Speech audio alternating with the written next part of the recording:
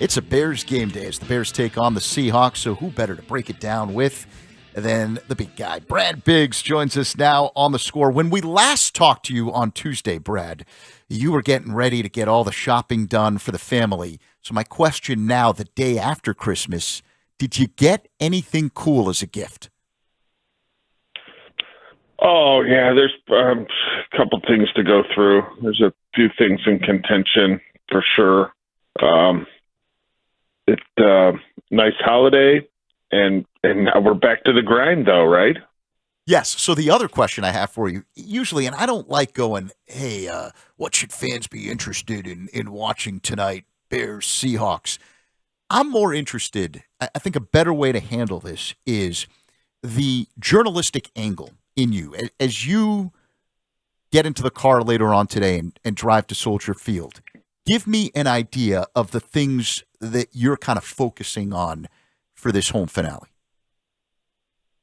Well, I think you want to see, can the losing streak end, right? That's where it starts. Can you see the quarterback play like meaningful snaps in the fourth quarter? And when I say meaningful, a close ball game, or in the second half, right? Like they've just been so behind so early here the last several weeks that some of the stuff he's done has been impressive. Let's see it when it's a 4-point game with 7 minutes to go.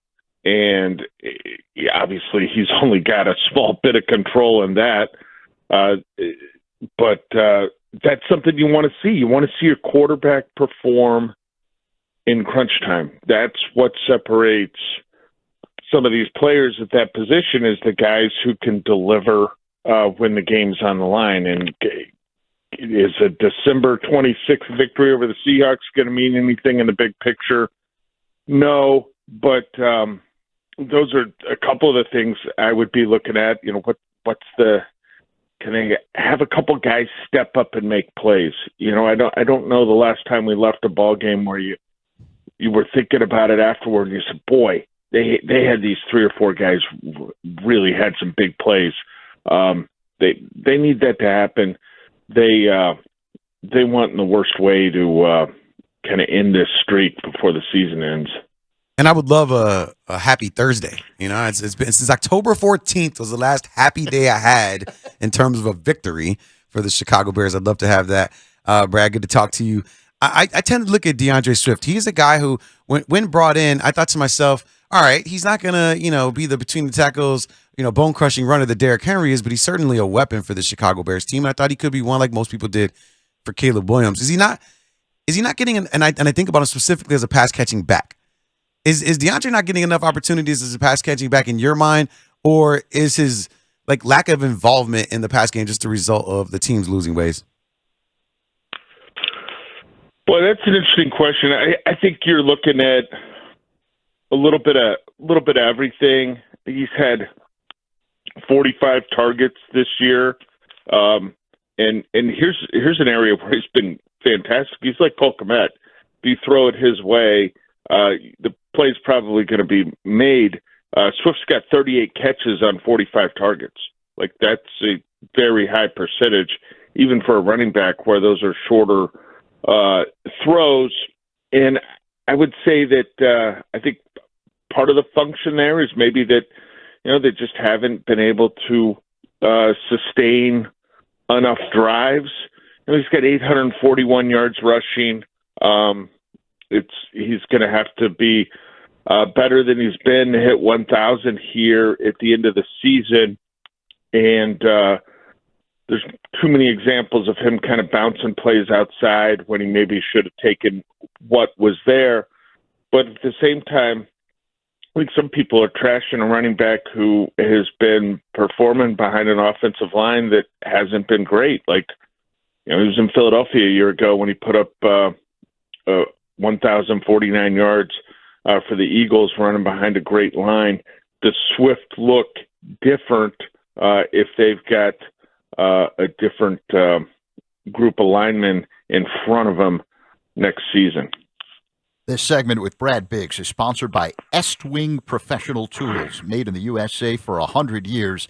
estwing.com. I mean, Brad, we could make the case that the Bears really can't do anything. It doesn't matter who they bring in as a head coach, as a GM. Nothing changes until they shore up both lines on offense and defense. Yeah, they've got to be better there. Like that's where the game's won and lost, right? I mean, we talked about that the other day. You know, call Pete Carroll. See what Pete Carroll has to say about your operation.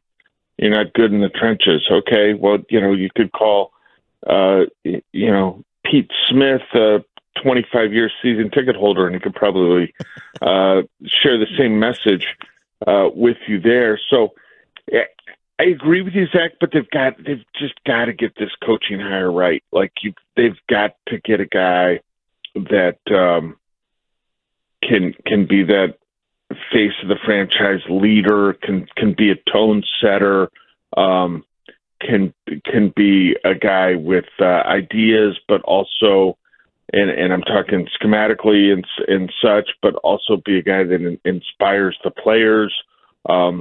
They've just got to find a way to nail this, and you see these NFL coaching cycles have become larger and larger, where it used to be, you 4, 5, 6 jobs would turn over a year.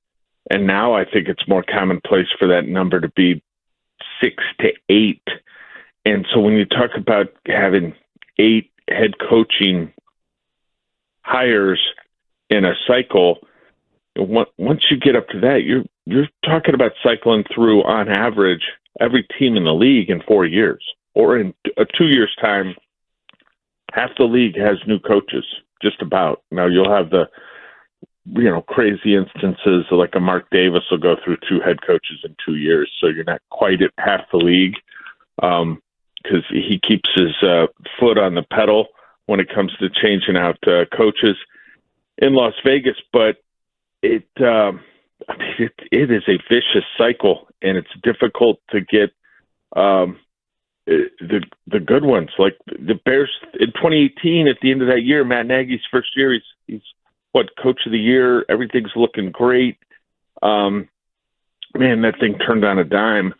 So you can even think you've got the right one, and then it turns out you don't. And I think it's not going to happen here, but I think you could see Matt Nagy's name pop up sooner rather than later to possibly get another shot as a head coach. Maybe not this cycle, but he was above 500 with the Chicago Bears, and more time spent with Mahomes and Andy Reid. I would think at some point, again, because of the volume of turnover you get in head coaches, that he gets consideration for an opportunity at some point down the road. That would be the hope. Bears ownership, Brad, they brought in Ryan Poles, they bring in Kevin Warren to, take a more structured approach to football operations. But when it comes to the next head coach, who we're discussing, and do you think those two guys are going to prioritize someone who aligns with their vision for long-term success? Is that going to be the number one priority, or is it going to be someone who is, more collaborative and adaptable to their leadership style? Well, I think you kind of want to come up with a way to get both of those right. Like you really, I think they need to, as much as they're trying to learn about these guys, I think they need to listen to these guys too in terms of what they have to say from a football standpoint, right? I think you need to see, does all of this make sense? Because everyone's not going to be in lockstep on everything. If that's the case, you got a problem, right? When everyone's in agreement, that's not necessarily a good thing. But can the vision, and I think that's a word some of these people have been using, is it going to line up to be like, okay, yeah, I didn't think he'd agree with me on this because he usually thinks this way, but you kind of understand one another. That's just crucial. And they've just, they've got to get a good football coach, and they got to get a coach who can put together a quality staff of assistants, because you could have the best head coach in the world if he doesn't have a rock solid group of assistants under him. It's not going to matter. When I look at Poles and Warren, and a lot of people in the city feel this way, where maybe they might, in a room with coaches that they're going to hire, they still might think they're the smartest people in the room. Do you look at them as such in covering the team? Like, because when we're talking about a coach, right, they have to be open to that, open to the fact that someone's going to have different perspectives. Someone, might not want to collaborate on certain things. So do you get that impression that they see themselves like that, or do you genuinely feel like they're open to that collaboration? I don't think Ryan Poles gives off that vibe. That hasn't been my experience with him in watching him in a room full of people, or dealing with him personally on occasion. So I don't think. Listen, I mean, it's the National Football League. There's egos involved here. Everybody's understanding of that, but no, I don't see that as being some tripping point for this group in the search for the next head coach. Talking Bears with Brad Biggs here on The Score. Brad, where is the head coaching search now? Do you have any idea what's going on behind the scenes in terms of trying to identify that next guy? Well, I think they've probably been doing plenty of background work on a variety of candidates and talking to people to have an understanding of what people that are going to be on the short list are like, and maybe things that they feel like they have a pretty good handle on, or things that, hey, here's some stuff we need to learn more about. And they've got to be really detailed in this, because in the first round of interviews, there's, for people who are assistants on teams in the playoffs, there's a 3-hour time limit. Okay. And that's a new rule that the owners put into place back in May, I believe it was, because they would have, Johnny Hot coordinator for whatever team in the playoffs would get to near the end of his work week, be looking ahead to what his current employer had in front of him, and then have 3 teams lined up to talk to him, to interview him, and some of these interviews are going 6 to 8 hours. So it kind of pulled away from what the team that was actually employing the guy to do, what they were all trying to achieve. So a 3-hour time window, if you're going to have an initial meeting with a Ben Johnson or a Brian Flores or whoever, you better be able to get to the meet right away when you talk to those guys. So I think that's what you're sort of preparing for a little bit. And then you would imagine Ryan Poles and his staff have been concurrently working on draft stuff with, that is totally normal at this time of year. Brad, last year everyone assumed that the Bears were a quarterback away. The defense was playing well. They had improved talent on the roster. And this year the quarterback's taken care of and the head coach is the issue. When you look at the most important thing for the Bears, is it as simple as saying it is the head coach, or is something more important, fixing the trenches that most people are talking about as well? Well, it's both. They've got to get the coach right. They've got to overhaul at least 60% of the offensive line, and they've got to you got to do some work to the defense. First, you got to figure out what kind of defensive scheme you're going to run. Right? Like, we could talk about they need to get better at this right now, but we don't know what the vision for the head coach and the new defensive coordinator will be on that side of the ball yet. So I think you're kind of in a wait and see mode there, but they haven't been good enough on defense this season. The defensive coordinator got fired a while back now, and they've been kind of worse since he left the building. So maybe, and if the Bears have any good fortune, nobody will be wondering about it for a while, but maybe down the road when there's a coach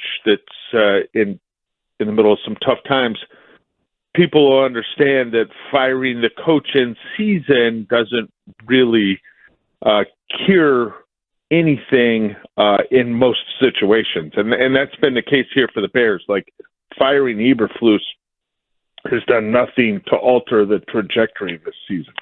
It's definitely gotten worse since the firing, at least on his side of the ball.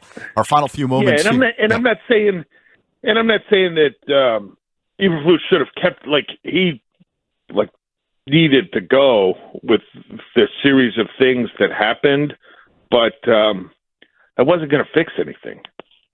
Well, it's clear that there were some massive issues between his players and his game management that came to a head following that Thanksgiving game day in Detroit. So I think that compounded the whole issue.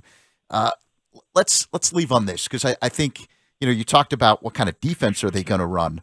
From the people that you've spoken to, Brad, what kind of offense is the best kind of offense to help Caleb Williams flourish as a professional quarterback?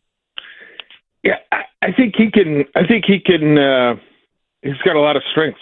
I think there's a lot of things he does well. They need to be able to run the football like that. That has been maybe the biggest disappointment this year is they have not been able to be a balanced football team.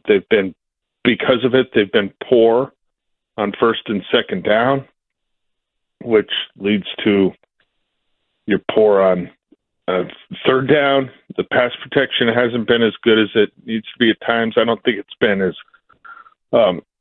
god awful as everyone suggests at all times. Like, there's been 3-4 games this year where it's been really bad, but they got a lot of work to do. Like, I don't think you need to come in with some cookie cutter thing for the quarterback. I think he'll be adaptable.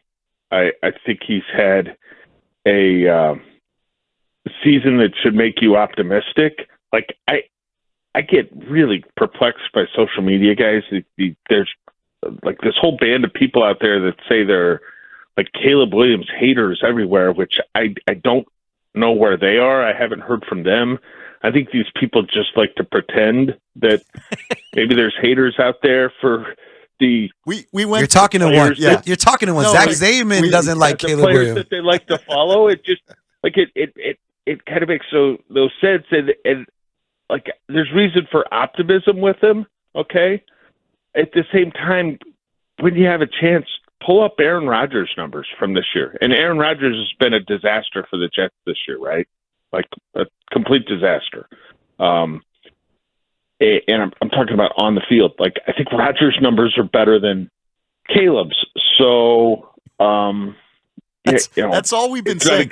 Brad, you're exactly right. I think sometimes we get inundated because of the algorithm. Like, if you follow the Bears, if you report on the Bears, if there's anything on your social media account that has to do with the Bears, you get flooded with all these messages from other people who become important, but they don't know what they're talking about.